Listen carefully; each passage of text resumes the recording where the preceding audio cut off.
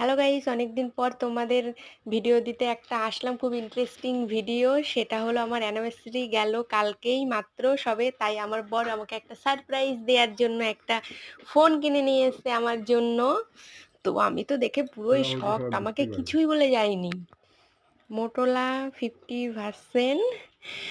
তো আমি তো দেখে এত খুশি নষ্ট হয়ে হয়েছি, গেছে। এত খুশি হয়েছি। তোমাদেরকে আমি আগেই বলেছিলাম ঘন্টা যে খানেক আমার আগে করা আগের ছিল। ফোনটা একদমই ভালো ছিল না। তো ফোনটা নষ্ট হয়ে গেছিলো, এর জন্য তোমাদেরকে এতদিন ভিডিও দিতে পারিনি। এবং বুঝতেই পারছো, অনেক অনেক অনেক দিন হয়ে গেল ভিডিও দিতে পারিনি।